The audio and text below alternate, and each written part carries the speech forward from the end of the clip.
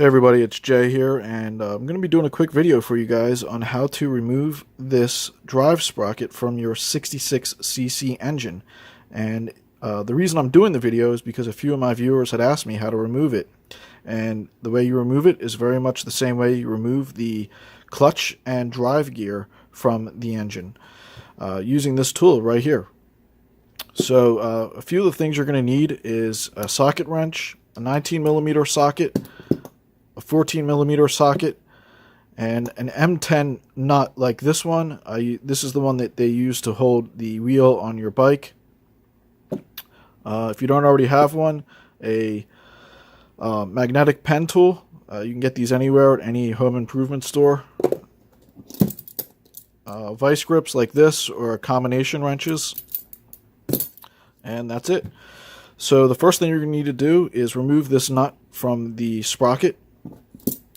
And it should come off fairly easily. In the case that it doesn't, you just want to take this nut and turn the sprocket until it fits right between the case and the sprocket, and that way it'll wedge the sprocket so that it doesn't turn while you're trying to take it off.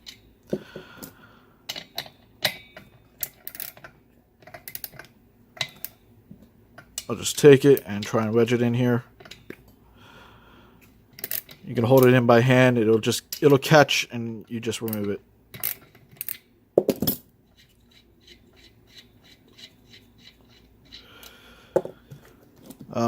Now, if you try to remove this locking washer with needle nose pliers, it can be done, but you're going to have to really get it in there, and it takes a little while. It's kind of a pain in the ass. So that's where these magnetic pen tools come in handy. I've used them in some of my other videos. I highly recommend them.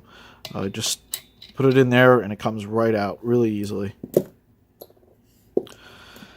Now you're going to need to take the sprocket removal tool, use the wider diameter end, and start threading it in clockwise. You can start doing that by hand, and just to make sure that it's in there really tight, you want to use a combination wrench on this part right here, the flat sides, and tighten it some more. Now the nut fell out.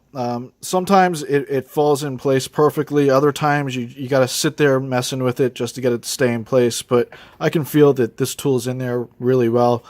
I don't think it's going to pop out while I'm trying to remove the sprocket. So you want to take this piece of the tool and start threading it in there by hand, clockwise,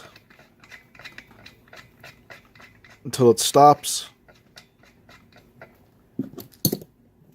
Go ahead and put the 14mm socket on there, and then start tightening clockwise.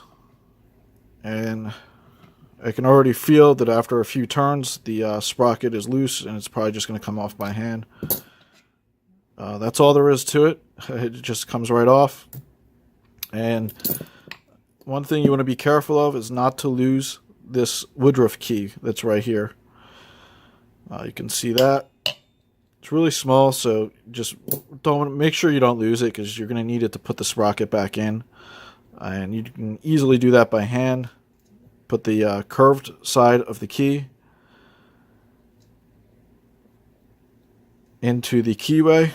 A pair of needle nose pliers will make this a little easier. It seems to be in there well enough. What you want to do to get this tool back off of the sprocket is to just take in this case, I'm sure there's other better ways, but for the sake of time and just making this video as brief as possible, I'm going to go ahead and just use these needle nose pliers and grab about 3 teeth. Now these sprocket cogs are pretty tough, so I'm pretty sure the needle nose pliers isn't going to hurt the cogs on the sprocket. And you just want to back it off.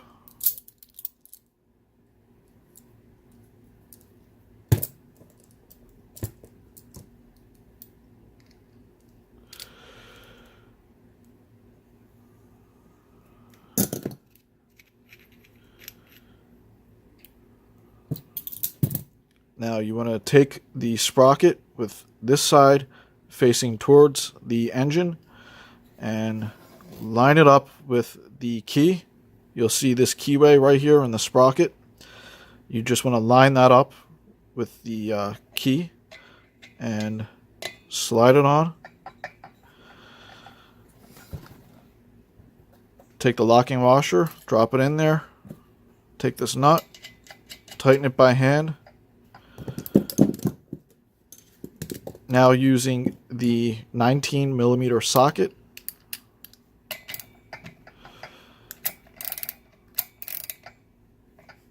tighten it, and then drop this nut in there so that the sprocket doesn't turn.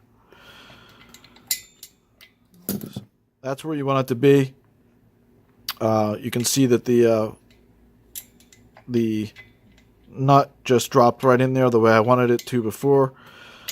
So just drop that back in there and start tightening. And as you can see, the sprocket is staying in one place. It's not moving.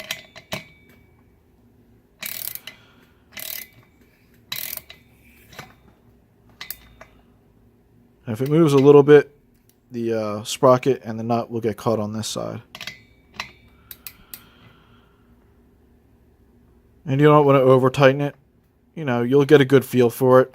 And then remove everything, and that's all there is to it. It's really straightforward. If you guys found the video helpful or informative, please like and subscribe. Thanks.